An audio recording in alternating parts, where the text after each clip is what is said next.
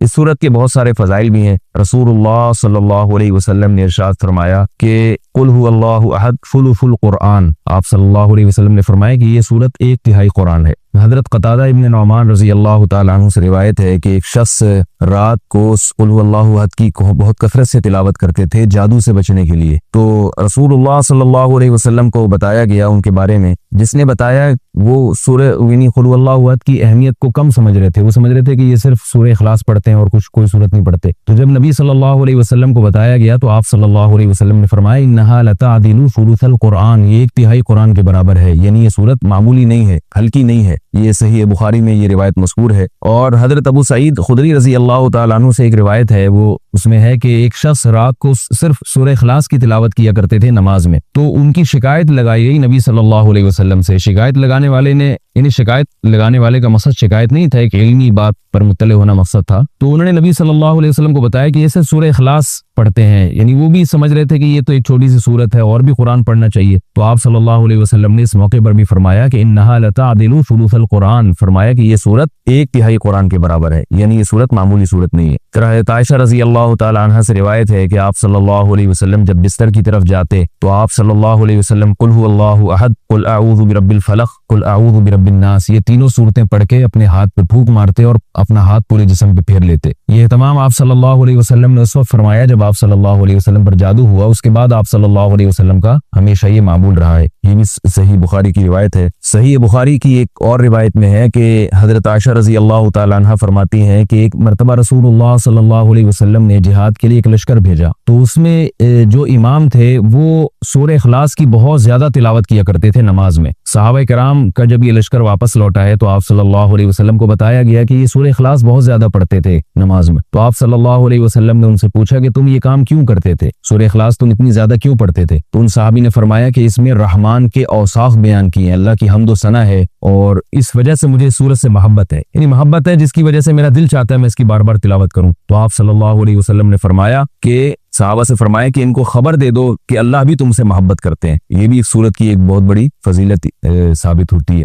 और अब्दुर्रहमान इब्न अब्जा रजी अल्लाह तआला अन्हु से रिवायत है कि रसूलुल्लाह सल्लल्लाहु अलैहि वसल्लम वितर की नमाज में पहली रकत में सब्बिह इस्म रब्बिकल आला, दूसरी में कुल या अय्युहल काफिरून और तीसरी रकत में सूरह इखलास की तिलावत किया करते थे। तो वितर में तीसरी रकत में सूरह इखलास का पढ़ना ये फजीलत की चीज है। हजरत उक़बा इब्न आमिर रजी अल्लाह तआला अन्हु से रिवायत है कि मैं एक मरतबा रसूलुल्लाह सल्लल्लाहु अलैहि वसल्लम से मिला तो आप सल्लल्लाहु अलैहि वसल्लम ने फरमाया कि क्या मैं तुम्हें ऐसी सूरत की खबर न दूं कि ना वो सूरत अल्लाह ने तौरात में नाजिल की, ना ऐसी सूरत अल्लाह ने इंजील में, और ना ही ऐसी सूरत अल्लाह ने किसी और मकाम पे कुरान मजीद में नाजिल। मैंने अर्ज़ किया जरूर या रसूल अल्लाह। तो आप सल्लल्लाहु अलैहि वसल्लम ने फरमाया वो सूरतें कुल हुवल्लाहु अहद, कुल अऊज़ु बिरब्बिल फलक और कुल अऊज़ु बिरब्बिन नास है। और आप सल्लल्लाहु अलैहि वसल्लम ने उसे फरमाया कि कोई भी रात ऐसी नहीं होनी चाहिए जो इन सूरतों की तिलावत के बगैर गुजर जाए। यानी हर रात में ये तीनों सूरतों की तिलावत लाजमी किया करो। तो उक़बा इब्न आमिर रज़ी अल्लाह तआला अन्हु फरमाते हैं फिर पूरी जिंदगी मुझसे कभी भी इन तीनों सूरतों की तिलावत रात में नहीं छूटी और कभी भी नागा नहीं हुआ। और हज़रत अबू हुरैरा रज़ी अल्लाह तआला अन्हु से एक और रिवायत है कि रसूलुल्लाह सल्लल्लाहु अलैहि वसल्लम ने किसी शख्स को कुल हुवल्लाहु अहद की तिलावत करते हुए देखा तो आप सल्लल्लाहु अलैहि वसल्लम ने फरमाया कि वाजिब हो गई। सहाबा ने पूछा या रसूल अल्लाह क्या चीज वाजिब हो गई? आपने फरमाया कि इसकी तिलावत करने वाले के लिए जन्नत वाजिब हो गई। ये तो इस सूरत के कुछ फजाइल थे जो मैंने आपके सामने बयान किए। सूरत में हमें असबाब क्या मिलते हैं? पहली तो सबक हमें तौहीद का मिलता है कि इस्लाम तौहीद के बगैर कामिल नहीं है, बल्कि इस्लाम मकबूल ही नहीं है। आज बहुत सारे लोग अल्लाह ताला को माबूद तो कहते हैं मगर अल्लाह के सिवा मुश्किल कुशा, हाजिर नाजिर और मुख्तार कुल ऐसे ऐसे अल्फाज ईजाद किए हुए हैं जो गैरुल्लाह पर भी उसका इतलाक करते हैं। बाज लोग कब्र परस्ती का शिकार हैं, बाज लोग रसूलुल्लाह सल्लल्लाहु अलैहि वसल्लम को आलिमुल गैब कहते हैं, हाजिर नाजिर कहते हैं। जबकि हमें इस सूरत में क्या सबक मिल रहा है कि अल्लाह यकता है, उस जैसा कोई भी नहीं है। तो अल्लाह अगर मुश्किल कुशा है, हाजत रवा है, तो फिर अगर हम मखलूक को भी मुश्किल कुशा और हाजत रवा कह दें तो इसका मतलब ये हुआ कि मखलूक भी अल्लाह जैसी है। इसलिए कि जो माबूद है उसकी दो बुनियादी सिफात हैं, इल्म और कुदरत। माबूद में दो चीजों का होना जरूरी है, यानी आप जिसकी इबादत करते हैं उसमें दो सिफात का अला वजिल कमाल होना जरूरी है।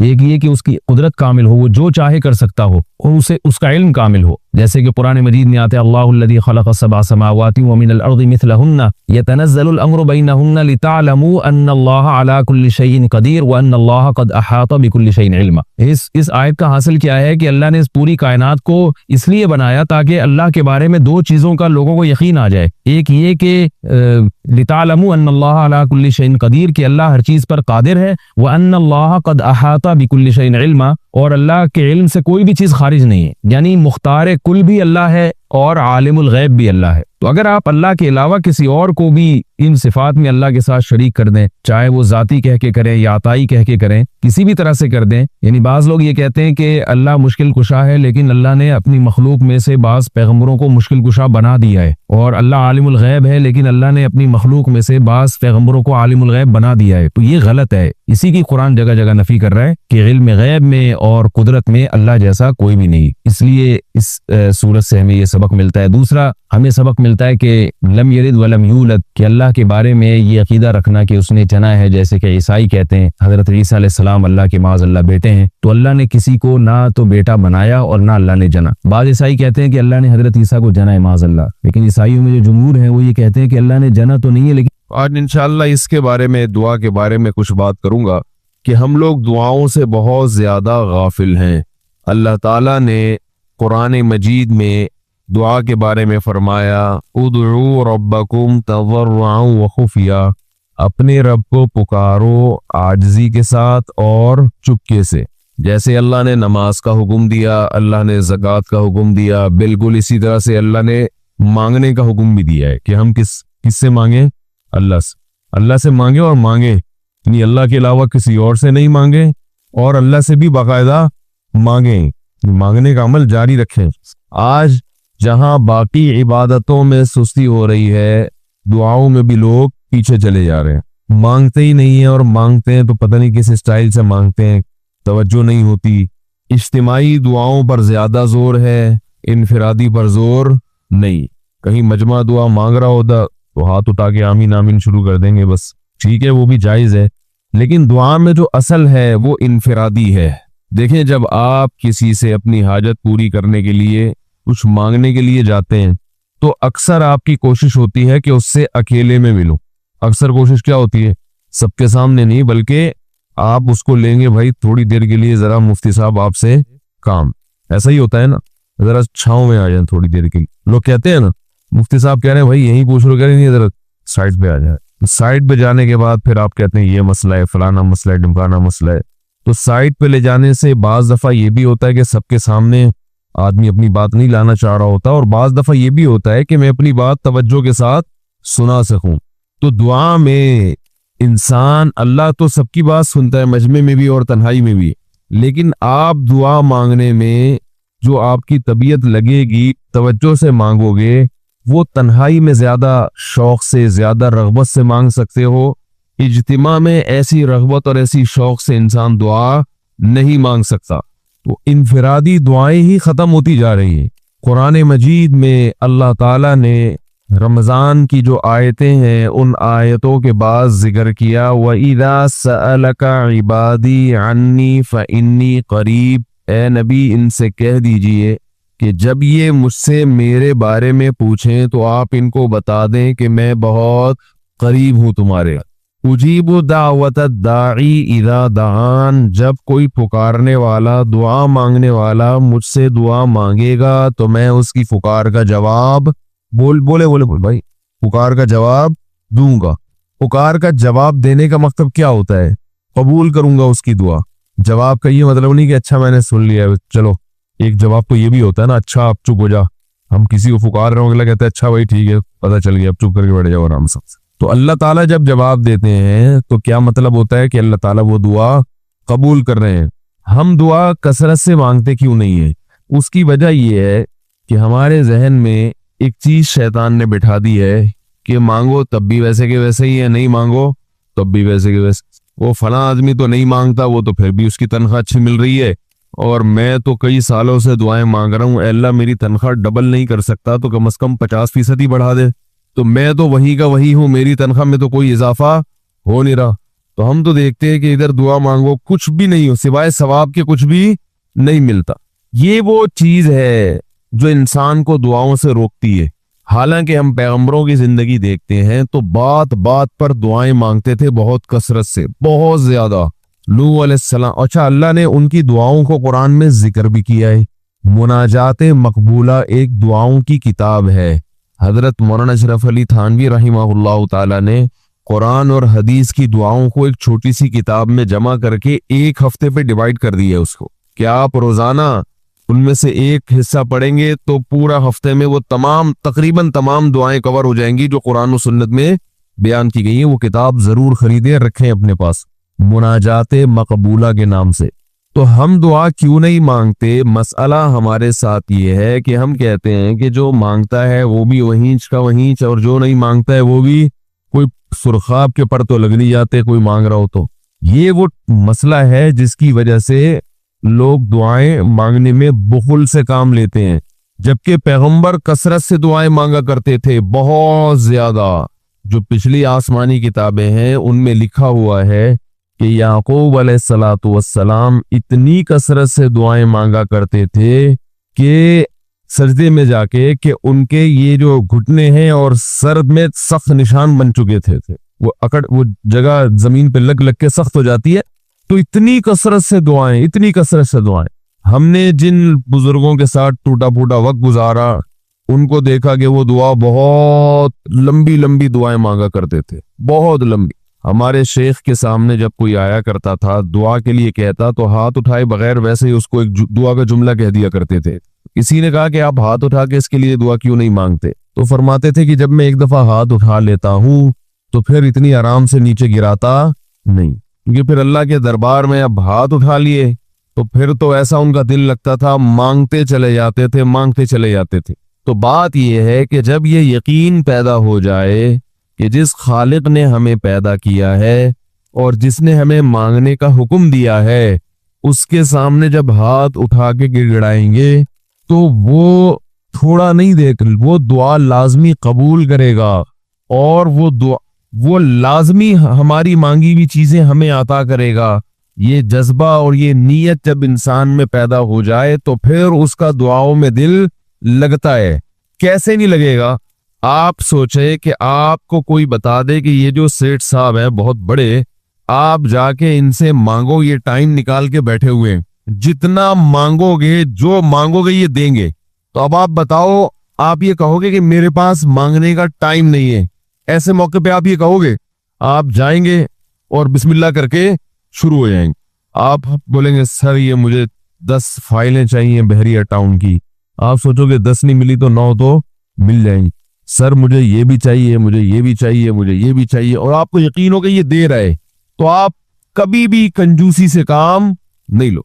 फिर आप ये नहीं करोगे कि आप मांगते हुए जो है ना, उससे आप जब मांग रहे हो तो आपकी कभी उधर देख रहे हो, कभी उधर देख रहे हो, कभी नाक में उंगली घुमा रहे हो, कभी सर में खुजा रहे हो।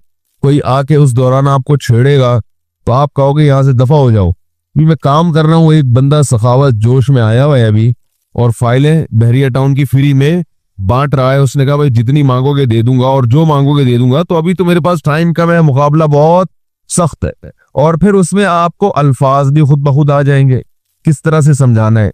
मुख्तलिफ तरीकों से आप बात को घुमाओगे। सर प्लीज आप बात को समझा करें, मैं आपके पास आया हूं, आपको पता है मैं इधर भी जा सकता था, वो वसीम कबाड़िया का बिजनेस भी आजकल बहुत चल रहा है, मेरे पुराने अच्छे ताल्लुकात हैं, लेकिन मुझे पता था कि आप हैं, आप जैसा सेठ तो कोई है ही नहीं, और हर मुश्किल में आपने मेरी मदद की है। जो अल्फाज भी उसकी सखावत को उभारने वाले होंगे वो तमाम आप उस मौके पर उसके ऊपर उंडेल दोगे, पूरा देगचा भर के उसके ऊपर डाल दोगे। तो अल्लाह से जब मांगता है इंसान और उसको यकीन हो कि अल्लाह मेरी दुआ को पूरा करेगा, तो इस यकीन के साथ जब दुआ मांगी जाती है तो उसका स्टाइल कुछ और होता है, और एक फॉर्मेलिटी पूरी करने के लिए दुआ जब मांगी जाती है जैसे कि हमारे यहाँ हो रहा है, तो उसका स्टाइल और अंदाज कुछ और होता है। हमारे यहाँ दुआ पढ़ी जाती है, मांगी नहीं जाती। रब्बना आतिना फिद दुनिया हसनतम व फिल आखिरति हसनतम व क़िना अज़ाबन्नार आमीन। और क्या रब्बना ज़लमना अनफुसना व इल्लम तग़फिर लना व तरहमना लनकूनन्न मिनल ख़ासिरीन आमीन। ये दुआ मांगी जा रही है या पढ़ी जा रही है? तो पढ़ी जा रही है, आमीन भी पढ़ा जा रहा है उससे। तो अल्लाह ने हमें ये नहीं कहा कि इक़राउ दुआ इंदा रब्बिकुम, अपने रब के सामने दुआएं पढ़ा करो। अल्लाह ने कहा उदउ, मांगो, पुकारो, मांगो उससे। भिखारी जैसे भीख मांगता है ना, लोग कहते हैं मांगने का क्या तरीका है भाई? जब भिखारियों से पूछो भीख मांगने का क्या तरीका है, भिखारी अक्सर अनपढ़ होते हैं। जो पढ़े लिखे भिखारी होते हैं फिर वो IMF से मांगते हैं, वो छोटी मोटी चीजें नहीं मांगते। भिखारी अक्सर क्या होते हैं? अनपढ़, जिनसे हमारा सुबह शाम वास्ता पड़ता है। तो ये किसी से भीख मांगने का तरीका सीख के आते हैं। बोलो भाई, किसी से तरीका सीख के आते हैं कि यार वो जरा फला बंदे से चंदा मांगना, जरा तरीका बताना। अगर कोई बताएगा भी तो वो कहेगा तो अपने पास रख, मुझे पता है मुझे जेब अपनी कैसे भरनी है। उस मौके पे जो उसकी हालत देख के ना वो अपना मुंह भी टेढ़ा मेढ़ा करेगा, कपड़े भी फटे पुराने, और बहुत घुमाएगा बात को, ऐसे मुंह बनाएगा जैसे दुनिया में इससे ज्यादा गरीब और मोहताज कोई है ही नहीं। सहरी पानी से की है मैंने, घर में बच्चे भूख से बिलक रहे हैं, ऐसी कहानियां सुनाएगा, ऐसी कहानियां सुनाएगा। तो यही हाल इंसान का है जब उसे पता हो कि मेरा रब जो मांगूंगा वो देगा मुझे, तो फिर उसके भीख मांगने का अंदाज और जो दुआ मांगने का स्टाइल है वो खुद ब खुद फितरत उसे सिखा देती है। खुद ब खुद उसके अंदर अल्फाज आना शुरू हो जाते हैं कि ऐसे मांगना चाहिए।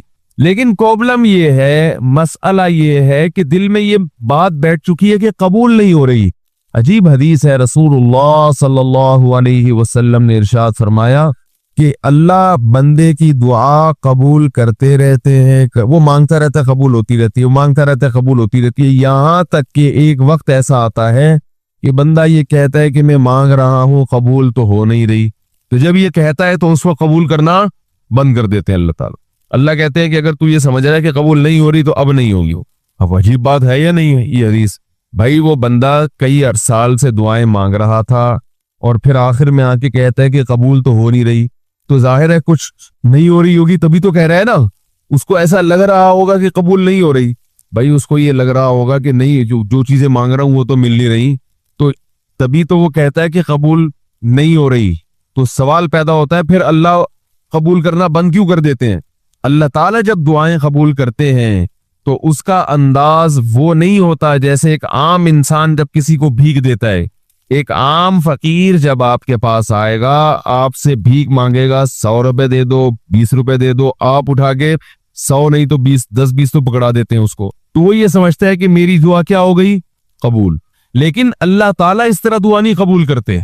अगर अल्लाह इस तरह से दुआएं कबूल करना शुरू कर दे तो फिर ये मामला गैब का नहीं रहेगा।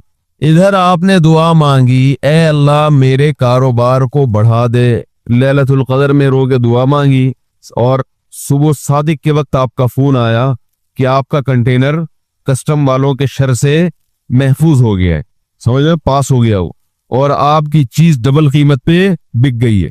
फिर आपने दुआ मांगी, है अल्लाह तेरी रहमत इस वक्त जोश में आई हुई है, तो ऐसा कर मेरा बच्चा भी पास हो जाए, उसके नंबर अच्छे आ जाए। इधर फोन आया कि आपका बच्चा पहली पोजीशन से कामयाब हो गया। फिर आपने कहा आज अल्लाह की रहमत बहुत जोश में आई हुई है, ए अल्लाह मेरी बीवी भी ठीक हो जाए। तो बेगम साहिबा का फौरन फोन आ गया कि मैं ठीक हो गई हूँ, है भाई मैं ठीक हो गया। ए अल्लाह सास साहिबा बहुत दिनों से आगे बैठी हुई हैं, जाने का नाम नहीं ले रही, फोन आ गया कि मैं चली गई। इस तरह से अगर दुआएं कबूल होना शुरू हो जाएं तो मेरे भाई फिर ये सारे काफिर, ये सारे लिबरल लोग जो अल्लाह को मानते ही नहीं है, ये दुनिया का हर काम छोड़ के मुसल्ला बिछा लेंगे और दुआओं को फोकस करना शुरू कर देंगे। दुआ कबूल होती है मगर उस शख्स की जो अल्लाह पर गैब पर ईमान रखता है, जिसे दुआ कबूल होती हुई नजर नहीं आती मगर वो यकीन करता है कि दुआ कबूल हो रही है। सिर्फ उस शख्स की दुआ कबूल होती है, इसके अलावा किसी की कबूल नहीं होती। बहुत मुश्किल है भाई समझाना। दुआ सबकी कबूल होती है का मतलब पता है? सबकी मतलब उन सब की कि जो ये यकीन रखते हैं कि कबूल होती भी नजर नहीं आ रही फिर भी कबूल हो रही है, इन लोगों की कबूल होती है दुआ। हदीस से पता चलता है। और असल में दुआ मांगते ही यही लोग हैं। अब आप कहेंगे भाई नजर तो आ नहीं रही, जब मैं जो चीज मांग रहा हूं वो मिल नहीं रही, तो क्या ऐसे कबूल का करना क्या है भाई? ये तो फिर मशवरे मिल रहे हैं हमें कि फिर भी मांगते रहो।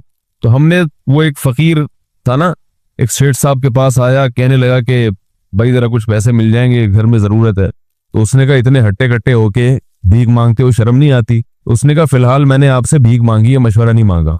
जब मशवरा मांगू तो उस वक्त मशवरा दे देना कि भीख मांगना मेरे लिए मुनासिब है या नहीं है भाई। अभी मैं आपसे पैसे मांग रहा हूँ, मशवरे के लिए फिर कोई और टाइम इंशाल्लाह रख लेंगे, उसमें आपसे मशवरा लूंगा कि मेरे जैसे आदमी को भीख मांगना मुनासिब है या नहीं।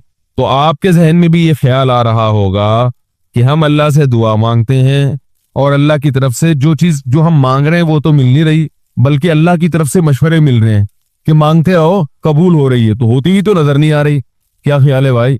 कबूल होती हुई नजर तो नहीं आ रही। तो याद रखें, दुआ तो लाजमी कबूल होती है। अगर आपको कबूल होती हुई नजर नहीं, दुआ कबूल होने के अंदाज मुख्तलिफ हैं। अल्लाह ताला के जिस तरह से कबूल करते हैं ना, वो आम लोगों की तरह नहीं आपको चीजें पकड़ा देते, ये तो गैब से मामला खत्म हो जाएगा। अल्लाह की हिकमत का तकाजा ये है कि इस तरह से कबूल करूं कि कबूल हो मगर इसको पता ना चले, क्योंकि वो अल्लाह का दरबार है, उसकी कुछ कीमत है कि वो हर एक को मांगने की तौफीक नहीं देता। भाई आपने कभी देखा कि कोई सेठ ऐसी दुकान खोल के बैठ जाए कि आओ जो मांगो मैं दूंगा? ऐसे तो क्या होगा कि पूरा निजाम खराब हो जाएगा ना। फिर आप 10 फाइलें थोड़ी मांगेंगे, फिर तो आप कहेंगे पूरा बहरिया टाउन मेरे हवाले कर दो, फिर तो आप ये करेंगे ना। ये तो मैंने एक मिसाल दी थी, अमलन ऐसा नहीं होता। अमलन वही आके बैठेगा और वही आपको पेशकश करेगा कि उसके कुछ उसूल और ज़ाब्ते होंगे, उन कवाइफ पे आप पूरे उतरते होगे तो आपको वो घुसने देगा। अल्लाह के भी कुछ उसूल और ज़ाब्ते हैं, सारी दुआएं कबूल करेगा, जो मांगोगे सिर्फ उतना नहीं बल्कि बढ़ा के देगा। लेकिन उसूल ये है कि अल्लाह कहते हैं कि जब मैं दूंगा तो नजर नहीं आएगा, मगर यकीन रखना है कि क्या कर रहा हूं, मैं दे रहा हूं, फिर देता रहूंगा मैं। फिर बात वहीं आगे खड़ी हो जाती है कि ऐसे देने का क्या फायदा, के समझ में हमारी समझ में नहीं आ रहा कि पता नहीं कैसे दे रहा है अल्लाह ताला। तो याद रखें, अल्लाह ताला के देने का अंदाज थोड़ा मुख्तलिफ है। वो क्या है? बाज मर्तबा जो चीज मांग रहे होते हैं अल्लाह वही चीज आपको दे देता है, और ऐसा भी होता है। हमेशा ऐसा तो नहीं हुआ होगा कि जो चीज मांगी और नहीं मिली हो। कई बार ऐसा हुआ है कि जो मांगा वो अल्लाह ने दे दिया, फौरन मसला हल हो गया। बाज दफा, बल्कि इससे भी पहले का स्टेप, बसा औकात तो आप दुआ मांग ही नहीं रहे होते, आप उसको दुआ समझ रहे होते हो, लिहाजा उसमें वो जान होती नहीं है, तो कबूलियत का फिर सवाल ही पैदा नहीं होता। आप दुआ पढ़ रहे होते हो, मांग रहे नहीं होते। तो अल्लाह ने तो दुआएं कबूल करने का कहा है, दुआएं पढ़ने पर कहा हो, वादा किया हो, ऐसा हमारे इल्म में कोई हदीस नहीं है। देखें, यूनुस अलैहिस्सलाम जब मछली के पेट में थे तो यूनुस अलैहिस्सलाम को अपनी खता का एहसास हुआ कि मैं अल्लाह की परमिशन के बगैर अपनी कौम को छोड़ के आ गया हूं। उनको एहसास हो गया, तभी अल्लाह ने मुझे मछली के पेट में डाल दिया है।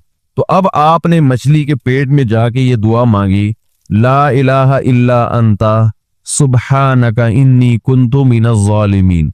ऐ अल्लाह, तेरे सिवा कोई इबादत के लायक नहीं है, सुब्हानका, तू हर ऐब से पाक है। तूने जो मुझे मछली के पेट में डाल दिया तो ये तेरी गलती नहीं है, तू तो हर ऐब से पाक है।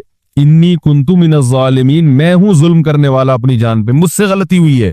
अल्लाह ताला को आपका ये मांगना इतना पसंद आया कि मछली को हुक्म दिया कि इनको साहिल पर उगल दो। और ना सिर्फ ये कि मछली ने आपको साहिल पे डाला, वो अम्बतना अली शजरतम मिन यक़तीन, यकीन कोई दरख्त था वो भी अल्लाह ने उगा दिया धूप से बचाने के लिए। लेकिन जब मुसीबतों में हम ये कलमा पढ़ते हैं, ला इलाहा इल्ला अंता सुब्हानका इन्नी कुन्तु मिनज़ ज़ालिमीन, तो हम यूसुफ अलैहिस्सलाम वाले जज्बे से ये कलमे में जो अल्फाज हैं वो मांगते नहीं हैं, बल्कि हम ये कलमा पढ़ते हैं। समझ रहे? पढ़ने की भी बरकतें होती है, मैं उसका मुनकिर नहीं हूं, लेकिन हमारे जो वर्डिंग होती है ना, वो मांगने का स्टाइल नहीं होता।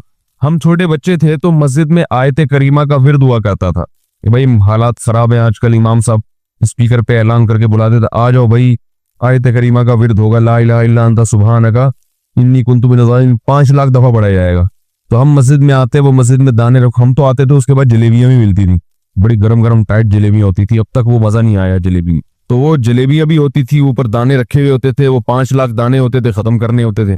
तो फिर हम क्या करें, ला इलाहा इल्ला अंता सुब्हानका इन्नी कुन्तु मिनज़ ज़ालिमीन, ला इलाहा इल्ला अंता सुब्हानका। उसमें फ्रॉड नहीं करते थे, पढ़ते पूरा था अल्हम्दुलिल्लाह। बाज लोग तो क्या करते थे, एक मुट्ठी ली ला इलाहा इल्ला अंता सुब्हानका इन्नी कुन्तु मिनज़ ज़ालिमीन, फूंक मारा और साइड पे रख दिया। वही ड्रामे भी होते थे, लेकिन हम पूरा ही पढ़ते थे हम। लेकिन उसमें मांगने का अंदाज तो नहीं होता था, ला इलाहा इल्ला अंता सुब्हानका इन्नी। फिर उसमें बच्चे थे, शरारत भी शुरू हो जाती थी। फिर देखने कोई उधर देख रहा है तो एक दाना उठाया, ला इलाहा इल्ला अंता सुब्हानका इन्नी कुन्तु मिनज़ ज़ालिमीन, यूं करके उसकी नाक पे मारा है। कोई उधर देख रहा है तो उसकी जेब में डाल दिया। तो ये दुआ मांगी जा रही है, ये तो पढ़ी जा रही है। एक फॉर्मेलिटी है कि 5 लाख पूरे करने हैं, उसके बाद जलेबी खाना है और निकलना है। तो आज भी ऐसा ही हो रहा है, इमाम साहब दुआ मांगते हैं, लोग कहते हैं यार चलो जब नमाज पढ़ ली, 4 रकतें पढ़ ली, सलाम भी फेर लिया, तो इसमें क्या जा रहा है, ये भी पूरा ही कर लो। ऐसा ही होता है ना, ये भी पूरा ही कर लो, आमीन आमीन कह लेंगे। इमाम साहब ड्राइवर है, हम पीछे मुक्तदी हैं, तो जहां उतारेंगे वहीं उतरेंगे हम लोग, पहले तो नहीं उतर सकते। तो ये लोगों के जहन में तस्वुर है। नबी सल्लल्लाहु अलैहि वसल्लम ने फरमाया, अल्लाह ज़हर कल्ब के साथ दुआ की तरफ तवज्जो नहीं देते। ज़हर कल्ब का मतलब आपका दिल हाजिर नहीं हो, कुछ और सोच रहे हो, और इधर से आपने वैसे ही एक फॉर्मेलिटी पूरी करने के लिए। अल्लाह कहते हैं कि जब तू मांगने में मुखलिस नहीं है तो मैं तुझे क्यों दूं। तो मांगने में ही मुखलिस नहीं है तो बाज दफा, बल्कि अक्सर ऐसा होता है कि हमारी दुआ में जान ही नहीं होती। आदम अलैहिस्सलाम को जब जन्नत से निकाला गया तो परेशान थे, बेचैन थे, मुस्तरब से, मैं क्या करूं कि अल्लाह मुझसे खुश हो जाए। इस बेचैनी में अल्फाज नहीं आ रहे समझ में। फतलक्का आदम मिर रब्बिही कलिमातिन, अल्लाह फरमाते हैं अल्लाह ने आदम के दिल में कलिमात डाल दिए उनकी बेचैनी को देख करके, इस तरह से मुझे मांगो। जब इंसान इखलास के साथ दुआ मांगता है तो अल्फाज का इल्का कहां से होता है, अल्लाह की तरफ से वो इल्का होना शुरू होता है। अल्लाह कहते हैं इस तरह से मांग। हजरत हकीम अख्तर साहिब रहिमहुल्लाह ताला ने एक वाकया बयान किया, फरमाया कि एक शख्स ने हरम में, उन्होंने देखा या किसी और बुजुर्ग ने देखा कि हरम में एक शख्स अल्लाह से दुआ मांग रहा है गुनाहों की माफी के लिए, और अल्लाह से कह रहा है कि ऐ अल्लाह, अगर तू मेरे गुनाह माफ कर देगा तो तू भी खुश होगा और तेरे हबीब मोहम्मद सल्लल्लाहु अलैहि वसल्लम भी खुश होंगे कि एक आदमी की बख्शिश हो रही है, और तेरा ये बंदा भी खुश हो जाएगा। और अगर माफ नहीं करेगा तो तू भी खुश नहीं होगा, क्योंकि अल्लाह को जहन्नम में डाल के खुशी तो होती नहीं है बंदों को, और तेरे हबीब मोहम्मद सल्लल्लाहु अलैहि वसल्लम को पता चलेगा वो भी खुश नहीं होंगे, और मैं भी खुश नहीं होऊंगा। शैतान खुश होगा जो तेरा दुश्मन है। अब खुद सोच ले, तू अपने दुश्मनों को खुश करना चाहता है, ये इतने सारे हैं भाई, इतने सारे दोस्त ने तेरे, उनको नाराज करके तो खुश किसको कर रहा है, अपने तो जो तेरा भी दुश्मन है, मेरा भी दुश्मन, और तेरे हबीब मोहम्मद सल्लल्लाहु अलैहि वसल्लम का भी दुश्मन है। तो देखो कैसे अल्फाज हैं उसके। तो ऐसा कि बज़ाहिर बख्शिश के अलावा का ऑप्शन छोड़ा ही नहीं। क्या क्या ख्याल। हज्जाज इब्ने यूसुफ बड़ा जालिम था, बड़ा जालिम। मौत का जब वक्त आया थे, ये लोग ईमान वाले, चाहे जालिम थे, बदअमल थे, लेकिन अल्लाह पर ईमान बहरहाल रखते थे। उनको पता था कि मैं गलत कर रहा हूं। जब मौत का वक्त आया तो कहने लगा कि ए अल्लाह, लोग कहते हैं कि तू मुझे नहीं बख्शेगा, लोग कहते हैं कि मेरे जैसे गुनाहगार को तू नहीं बख्श सकता। बड़े अजीब अल्फाज हैं, अल्लाह की रहमत को जोश दिला रहा है कि तू ऐसा करके दिखा दे, यानी कुछ ऐसा करके दिखा दे कि जो तेरे बारे में लोग गुमान कर रहे हैं वो गुमान क्या हो जाए। ये बिल्कुल ऐसे है जैसे कोई बहुत बड़ा सेठ हो, आप उससे बहुत ज्यादा बड़ा कर्जा मांगने के लिए जाएं जो कि आम तौर पर नहीं मिलता, लेकिन आप उसको जोश दिला रहे हो कि लोग कहते हैं कि तू इतना बड़ा कर्जा नहीं दे सकता, तू आज तू अपनी सखावत दिखा दे कि मैं इतना बड़ा कर्जा भी दे सकता हूं। तो मरते हुए क्या कहने लगा कि अल्लाह, ये पब्लिक कह रही है कि तू मुझे नहीं बख्श सकता, यानी ये तेरी रहमत को चैलेंज कर रही है कि इतने बड़े गुनाहगार को नहीं बख्शेगा अल्लाह। तो आज क्या कर ले, तू ये दिखा दे अपनी रहमत से कि मैं इतने बड़े गुनाहगार को भी माफ कर सकता हूँ। अब पता नहीं अल्लाह ने माफ किया नहीं किया, वो तो अल्लाह का मामला और हज्जाज में यूसुफ का मामला। लेकिन उलमा कहते हैं उसने अल्फाज बड़े डेंजरस कहे हैं मरते वक्त। डेंजरस का मतलब दूसरे माना में ऐसे है कि इसने अल्लाह की अर्श को हिला दिया होगा। अल्लाह को मांगना इतना पसंद है। पहली बात तो ये जहन में रखें कि इससे बड़ी कोई इबादत नहीं है दुआ से, और दुआ से मुश्किल कोई इबादत नहीं है। नमाज पढ़ना आसान है, ज़कात देना आसान है, रोजा रखना भी आसान। सबसे मुश्किल काम क्या है? दुआ मांगना। इसी वजह से हमने जिन लोगों को देखा कि वो वाकई दीनदार हैं, अल्लाह वाले हैं, हमने सिर्फ उन्हीं को दुआएं मांगते हुए देखा है। आम लोगों को हमने दुआओं को इतना फोकस करते हुए नहीं देखा। वो दूसरी चीजों को ज्यादा फोकस करते हैं, दुआओं पे ज्यादा जोर नहीं होता उनका। वजीफों पे तो होगा सुबह शाम, ये वाला इतनी दफा, वो वाला इतनी दफा, वो भाग गई वापस आ जाए उसके लिए इतनी दफा, वो जा नहीं रही उसके लिए इतनी दफा। ये वजीफों पे तो होगा जोर। ऐसे होता है ना हाथ उठा के अल्लाह से गिड़गड़ा के मांगा जाए, ये चीजें कम।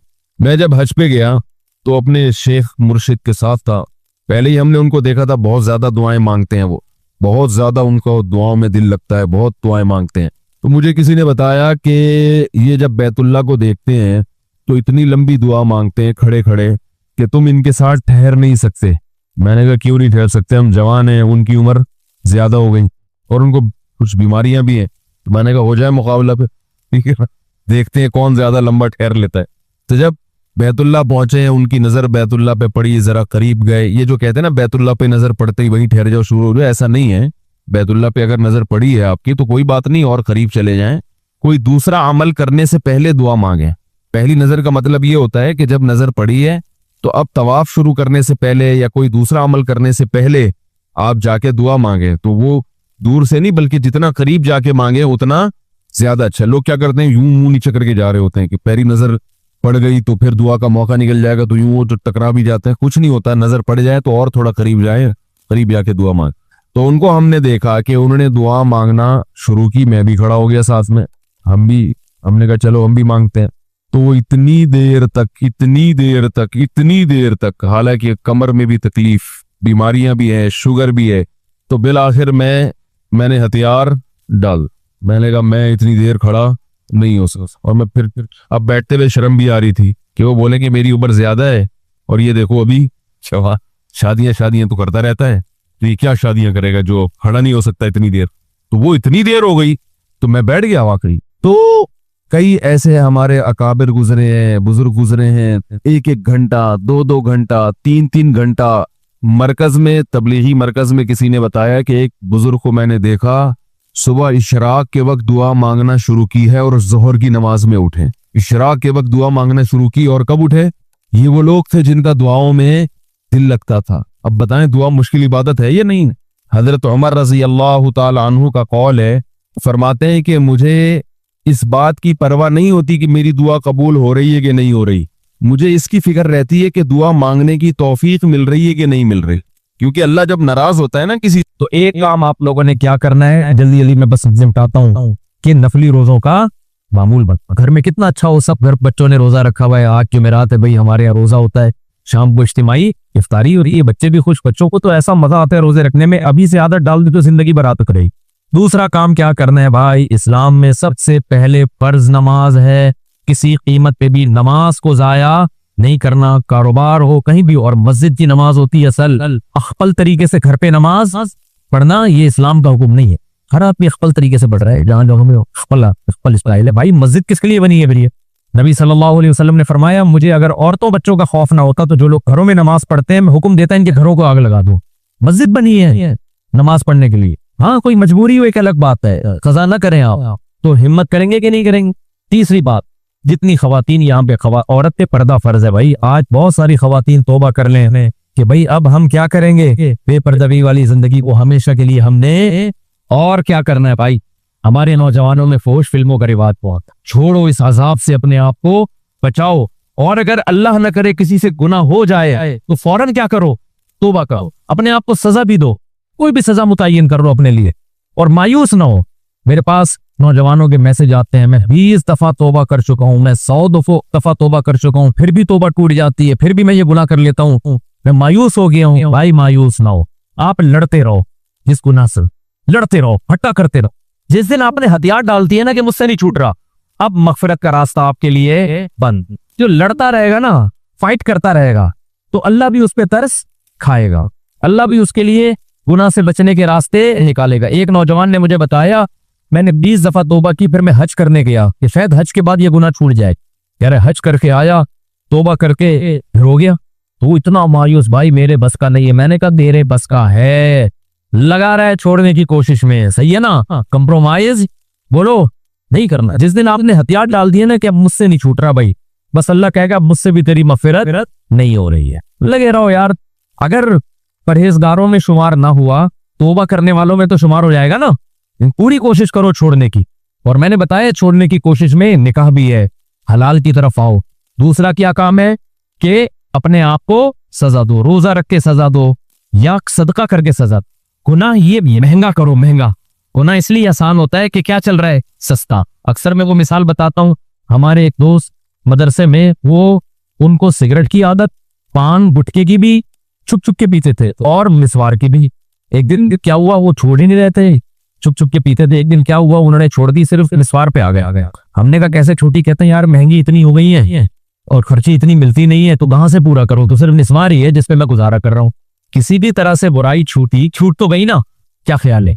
तो बाज दफा अल्लाह की तरफ से बुराई महंगी हो जाती है, लेकिन इस जमाने में बुराई महंगी होने के बजाय क्या हो रही है, सस्ती। पहले किसी ने तवाइफों का नाच देखना होता था, मुंह पे कपड़ा डालता था, छप्पड़ में निकलता था कहीं कि दोस्त अब आप देख। बल्कि पहले तो सिनेमा घर में फिल्म देखने के लिए ना लोग मुंह छुपा के जाते थे। फिर क्या हुआ, तवाइफों के पास जाने वाले मुंह छुपा के, चुप छुपा के, अब गर्लफ्रेंड को खुलेआम लेके, वो तवाइफी तो है वो।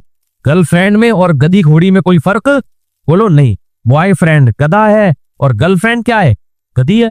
क्योंकि गधे और गधी का भी फिजिकल रिलेशन होता है, उनकी आपस में शादी। अबे कभी सुना है किसी गधे का निकाह किसी गधी के साथ? भाई नस्ल बढ़ानी है उन्होंने, दोनों का दिल चाह रहा है मिलाप का, तो उन्होंने कहा चलो जाके शादी कर लेते हैं। कभी सुना? नहीं भाई, कुत्ते और कुतिया की शादी नहीं होती, रिलेशन उनमें होता है।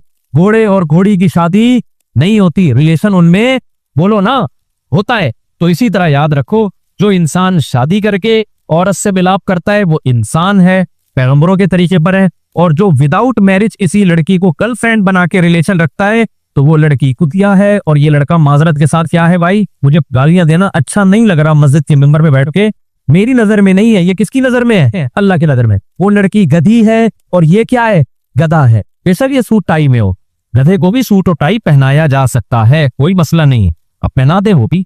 इंसान अपनी हरकतों से पता चलता है कि ये गधा है या इंसान है। मेडिकली अल्लाह इंसान को इंसान मानने के लिए तैयार नहीं है। अगर मेडिकली आप इंसान साबित भी हो गए, अल्लाह फिर भी कहता है उलाइका कल अनआमी बल हुम अज़ल। कुछ लोग मेडिकल साइंस की नजर में इंसान है, लेकिन कुरान में अल्लाह कहते हैं मेरी नजर में गधे घोड़ों और कुत्तों से बदतर है वो, हरकतों की वजह से।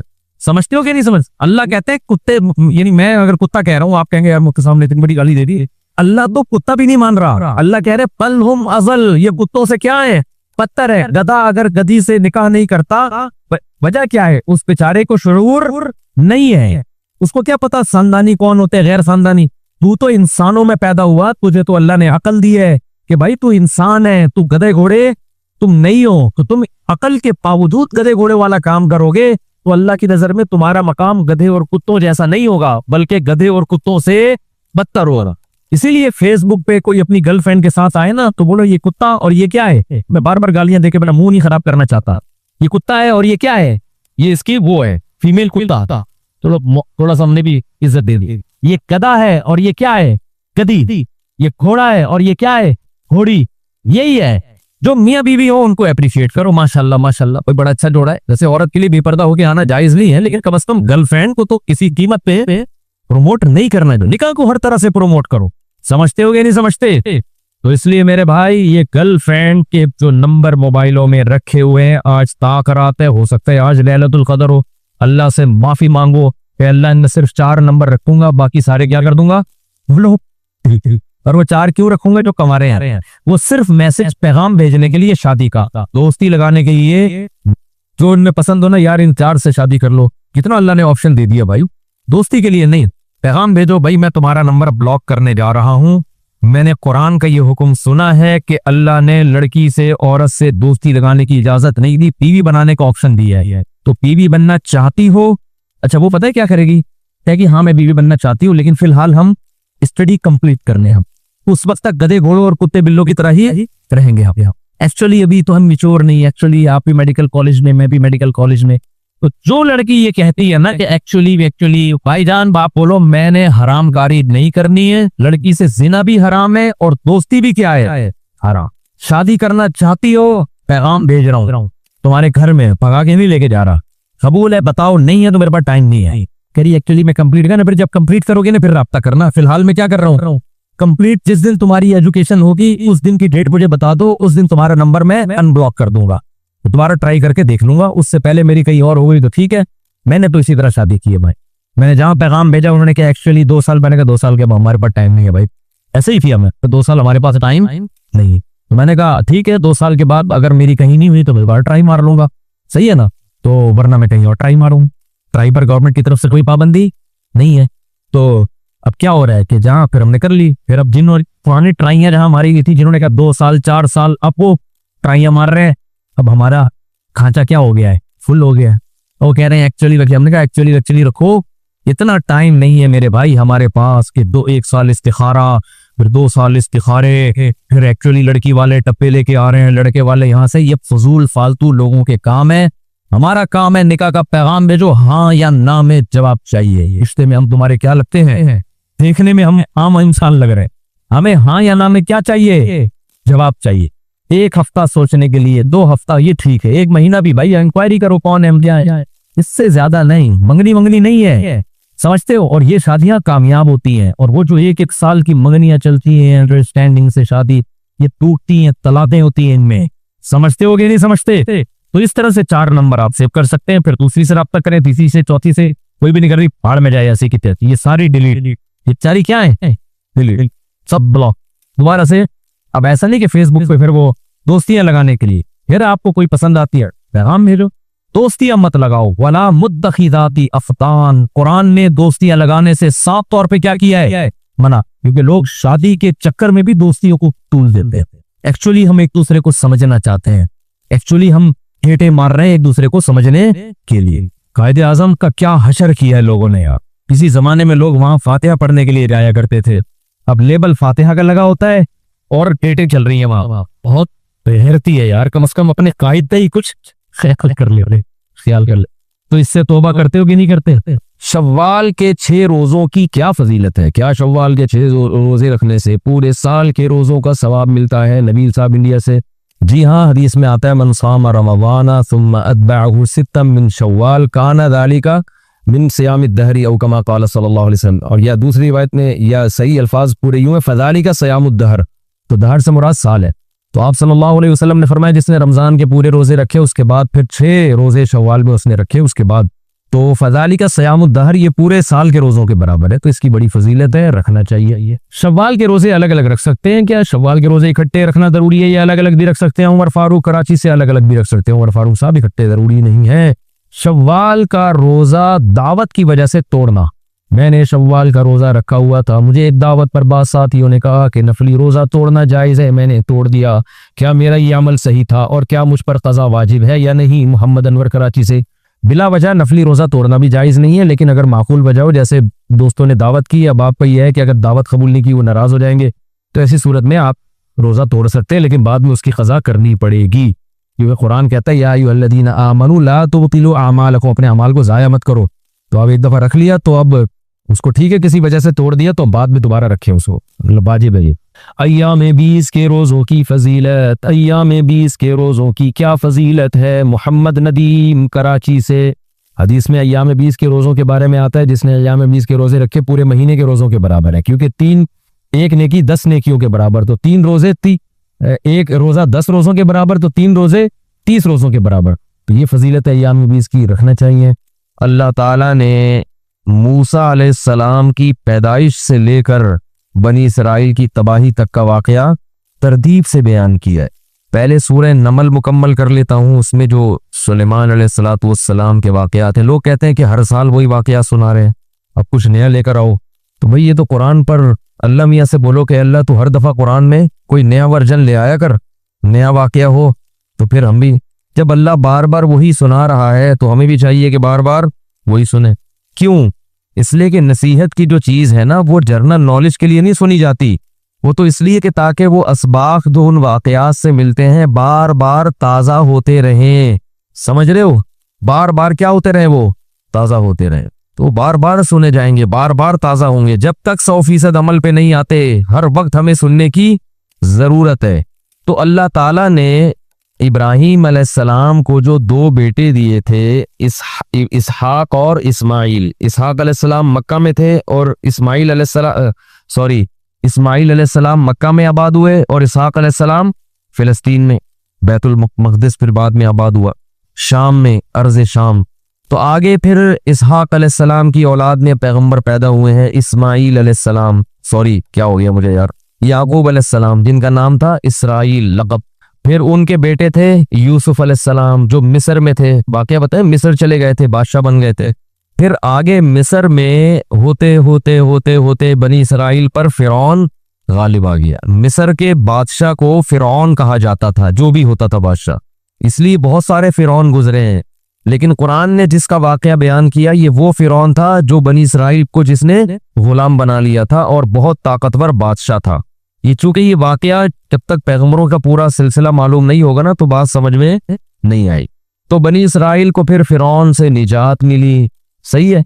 फिर अल्लाह ने बनी इसराइल से कहा कि अल्लाह ने फिरौन को तो खुर्द गर्क कर दिया, अब तुम्हारे पास एक हुकूमत आई है, रियासत आई है, अल्लाह की किताब भी आ गई, अब तुम जिहाद करो, अब तुम अपने पुराने वतन जाओ। वहां कौम अमालिका का कब्जा हो गया है, जहां से याकूब अलैहिस्सलाम को निकाला गया था ना, बैतुल मक़दिस।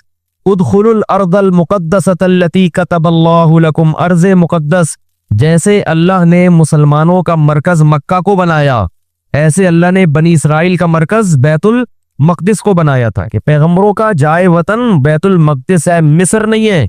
यहां तो किसी एक वजह से आ गए थे, अब उस इलाके पे कब्जा करो और बैतुल मक़दिस को आजाद कराओ, वहां तुम्हारी खिलाफत कायम होगी, फिर वहां से पूरी दुनिया में जिहाद होगा, क्योंकि दीन बरहक उस वक्त वही था। इसलिए बैतुल मक़दिस की बड़ी फजीलत है, हजारों पैगंबर दफन है वहां पे। जितने कुरान में वाकयात बयान हुए हैं ना, 99% वाकयात वही हुए हैं शाम में। हजरत मरियम का बच्चे की विलादत, ईसा अलैहिस्सलाम की तकरीर, फिर मूसा अलैहिस्सलाम, ज़करिया अलैहिस्सलाम का मेहराब में खड़े होकर अल्लाह से औलाद की दुआएं मांगना, ये सारे इधर ही हुए वाकयात।